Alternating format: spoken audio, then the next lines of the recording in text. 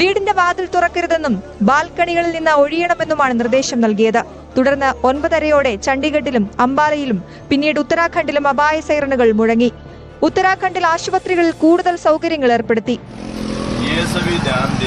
जैसे ही चंडीगढ़ में जिस भी टाइम सायरन की आवाज आती है तुरंत रोड और पार्क को छोड़ के अपने घरों के अंदर चले जाएं। कोई रोड और पार्क पे न मिले, नियर बाई अगर आपका मकान नहीं है तो नियर बाई बिल्डिंग में चले जाएं, कोई दिक्कत नहीं है। रोड और पार्क के अंदर कोई नहीं मिलेगा। जैसे ही വിദ്യാഭ്യാസ സ്ഥാപനങ്ങളടക്കം ഇനിയൊരു അറിയിപ്പുണ്ടാകും വരെ തുറക്കില്ല. അടിയന്തര സാഹചര്യങ്ങൾ സൈന്യത്തെ അറിയിക്കാനുള്ള നിർദ്ദേശവും നൽകിയിട്ടുണ്ട്. News desk news 18. പാക് ആക്രമണത്തിന്റെ പശ്ചാത്തലത്തിൽ ജമ്മുവിലെത്തി സ്ഥിതിഗതികൾ വിലയിരുത്തി മുഖ്യമന്ത്രി ഒമർ അബ്ദുള്ള. ഷെല്ലാക്രമണത്തിൽ പരിക്കേറ്റ് ജമ്മു കാശ്മീർ മെഡിക്കൽ കോളേജിൽ ചികിത്സയിൽ കഴിയുന്നവരെ ഒമർ അബ്ദുള്ള സന്ദർശിച്ചു. നിയന്ത്രണ രേഖയിലെ സാഹചര്യവും വിലയിരുത്തി.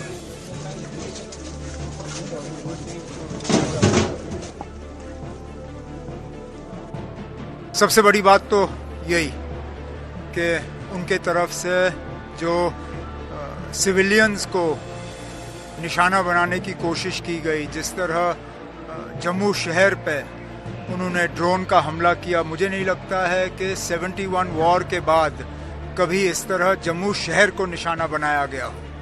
लेकिन हमारे डिफेंस फोर्सेस उनको ये क्रेडिट जाता है कि उन्होंने ये सारे ड्रोन जो हैं उनको नाकामयाब किए और उनमें से एक भी ड्रोन जो है निशाने पे नहीं पहुंच पाए. ജമ്മു കാശ്മീർ ലഫ്റ്റനന്റ് ഗവർണർ മനോജ് സിൻഹ ഉറിയും സമീപ പ്രദേശങ്ങളും സന്ദർശിച്ചു. Chief secretary Atal Dulloo, IGP VK Birdi, ഉന്നത ഭരണ ഉദ്യോഗസ്ഥർ എന്നിവർ ലഫ്റ്റനന്റ് ഗവർണർക്കൊപ്പമുണ്ടായിരുന്നു. പാകിസ്ഥാൻ ആക്രമണം മൂലം ജനങ്ങൾക്കുണ്ടായ നാശനഷ്ടങ്ങൾ വിലയിരുത്തി ഇരകൾക്ക് എല്ലാ സഹായവും ഉറപ്പു നൽകി. അടിയന്തര നടപടികൾ സ്വീകരിക്കാൻ അഡ്മിനിസ്ട്രേറ്റീവ് ഓഫീസർമാർക്ക് നിർദ്ദേശം നൽകി. പാക് അതിർത്തിയിലെ ഏറ്റുമുട്ടലിന്റെ പശ്ചാത്തലത്തിൽ മണിപ്പൂരിൽ നിന്നുള്ള സേനാ വിഭാഗങ്ങളെ പാക് അതിർത്തിയിലേക്ക് മാറ്റുന്നു. കശ്മീർ മേഖലയിൽ കൂടുതൽ സേനകളെ വിന്യസിക്കുന്നതിന്റെ ഭാഗമായിട്ടാണ് നീക്കം. പ്രതിരോധ മന്ത്രി രാജ്നാഥ് സിംഗ് സംയുക്ത സേനാ മേധാവിയുമായും വിവിധ സേനാ തലവന്മാരുമായി കൂടിക്കാഴ്ച നടത്തുകയാണ്. ആഭ്യന്തരമന്ത്രി അമിത്ഷായുടെ നേതൃത്വത്തിൽ അല്പസമയത്തിനുള്ളിൽ സുരക്ഷാ സാഹചര്യങ്ങൾ വിലയിരുത്തും. ജമ്മു കാശ്മീരിൽ ജവാന് വീരമൃത്യു. ആന്ധ്രാപ്രദേശ് സ്വദേശി മുരളി നായിക്കാണ് വീരമൃത്യു വരിച്ചത്. നിയന്ത്രണ രേഖയിൽ ബുധനാഴ്ചയുണ്ടായ ഏറ്റുമുട്ടലിൽ പരിക്കേറ്റ മുരളി നായിക് ചികിത്സയിലായിരുന്നു. പാക് ഷെല്ലാക്രമണത്തിൽ ഹരിയാന സ്വദേശിയായ ദിനേഷ് കുമാറും വീരമൃത്യു വരിച്ചു.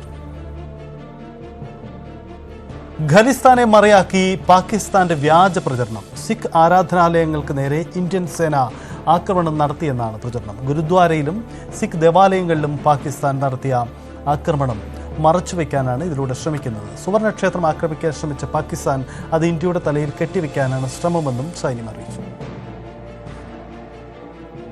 പത്താൻകോട്ടിൽ പഞ്ചാബ് പോലീസ് തെരച്ചിൽ നടത്തി. ജീവനോ സ്വത്തിനോ നഷ്ടമുണ്ടായിട്ടില്ലെന്നും സ്ഥിതിഗതികൾ പൂർണ്ണമായും നിയന്ത്രണത്തിലാണെന്നും പത്താൻകോട് SP ന്യൂസ് 18 പറഞ്ഞു. പത്താൻകോട്ടിലെ കരോളി ഗ്രാമത്തിൽ ഡ്രോൺ കണ്ടെത്തി. പത്താൻകോട്ടിലെ മാമൂൺ ക്യാൻഡ് ഏരിയയ്ക്ക് സമീപം ഡ്രോൺ പ്രവർത്തനം നടത്തിയിരുന്നതായി കണ്ടെത്തിയതിനെ തുടർന്ന് വ്യാപക തിരച്ചിൽ നടത്തിയിരുന്നു. തുടർന്നാണ് ഡ്രോൺ കണ്ടെത്തിയത്. ഇത് പാകിസ്ഥാൻ ഡ്രോണാണോ എന്ന് അന്വേഷിക്കുന്നതായി അന്വേഷണ ഏജൻസികൾ വ്യക്തമാക്കി. കശ്മീരിലെ രജൌരി ജില്ലയിലെ സുന്ദർ ബനിയിൽ മിസൈലുകളുടെ അവശിഷ്ടം കണ്ടെത്തി. തുർക്കി ചൈനീസ് നിർമ്മിത മിസൈലുകളാണിവ. ഇന്ത്യൻ സൈന്യം വെടിവെച്ച് വീഴ്ത്തുകയായിരുന്നു. A100, MBRL, TRG 300 എന്നീ മിസൈലുകളുടെ അവശിഷ്ടങ്ങളാണ് കണ്ടെത്തിയത്. അന്താരാഷ്ട്ര അതിർത്തിയോട് ചേർന്നുള്ള പ്രദേശമാണ് സുന്ദർ ഖനി. കൊറ്റയിൽ ബലൂചിസ്ഥാൻ പതാക ഉയർത്തി BLA. ഇന്ത്യ പാകിസ്ഥാൻ സംഘർഷം തുടരുന്നതിനിടയിലാണ് പാകിസ്ഥാനെതിരെയുള്ള പോരാട്ടം ബലൂച്ച് ലിബറേഷൻ ആർമി ശക്തമാക്കിയത്. കഴിഞ്ഞ മണിക്കൂറുകളിൽ പാകിസ്ഥാൻ ആർമിക്ക് നേരെ BLA നടത്തിയ ആക്രമണത്തിൽ നിരവധി സൈനികർ കൊല്ലപ്പെട്ടിരുന്നു. ഈ സാഹചര്യത്തിലാണിപ്പോൾ കൊറ്റയിൽ BLA ബലൂചിസ്ഥാൻ പതാക ഉയർത്തിയത്. പാകിസ്ഥാനിൽ നിന്ന് ബലൂചിസ്ഥാൻ സ്വാതന്ത്ര്യം നേടിയെന്ന അവകാശപ്പെട്ട എഴുത്തുകാരൻ മിറിയാർ ബലോച്ച് ഐക്യരാഷ്ട്രസഭ അംഗീകാരം നൽകണമെന്നും ആവശ്യപ്പെട്ടു. കിരൺ ബാബു ചേരുന്നു. കിരൺ, പാകിസ്ഥാൻ ഇന്ത്യയിൽ നിന്നുള്ള ആക്രമണം നേരിടുന്നതിനിടയിലാണ് അവരുടെ ആഭ്യന്തര സംഘർഷം കൂടി രൂക്ഷമാകുന്നത്. ബലൂചിസ്ഥാൻ മേഖലയിലെ നീക്കങ്ങൾ എങ്ങനെയാണ്? ശക്തമായ നീക്കമാണോ വിഘടനവാദികളിൽ നിന്നുണ്ടാകുന്നത്? സത്യത്തെ ഈ ദൃശ്യങ്ങളിൽ കാണുന്നത് പോലെ തന്നെ വ്യക്തമാണ്. അതിശക്തമായ നീക്കങ്ങളാണ് ബലൂചിസ്ഥാനിൽ ഉണ്ടാകുന്നത്. അവിടുത്തെ ബലൂച്ച് ലിബറേഷൻ ആർമിയുടെ നേതൃത്വത്തിൽ അവർ ബലൂച്ചിന്റെ അധികാരം പിടിച്ചെടുത്തു. അതൊരു സ്വതന്ത്ര രാജ്യമാണ് എന്നുള്ള പ്രഖ്യാപനമാണ് നടത്തുന്നത്. കൊറ്റയിൽ ആണ് അവർ പൂർണ്ണമായും അധികാരം പിടിച്ചെടുത്തു എന്നതുകൂടി അവർ അവകാശപ്പെടുന്നുണ്ട്. പാക് സൈന്യത്തെ പൂർണ്ണമായും അവിടെ നിന്നും തുരത്തി എന്നും അവർ അവകാശപ്പെടുന്നുണ്ട്.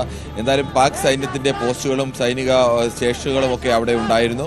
അതൊന്നും തന്നെ ഇപ്പോൾ അവിടെയെല്ലാം ആളൊഴിഞ്ഞ അവസ്ഥയിലാണ് ഉള്ളത്. എന്തായാലും അത്തരം കാര്യങ്ങളൊക്കെ ഇതാണ് അത്തരം അവരുടെ അവകാശവാദത്തെ എന്തായാലും തൽക്കാലം സൈനികർ അവിടെ ഇല്ല എന്ന് കണക്കാക്കാം. പക്ഷേ പൂർണ്ണമായും അധികാരം പിടിച്ചെടുത്തോ അല്ലെങ്കിൽ അവർ സ്വതന്ത്രമായിട്ട് ഒരു പാക് സൈന്യത്തിൽ നിന്ന് പൂർണ്ണമായും മോചിതരായോ തുടങ്ങിയ വിവരങ്ങളൊന്നും ഇപ്പോഴും വ്യക്തതയില്ല.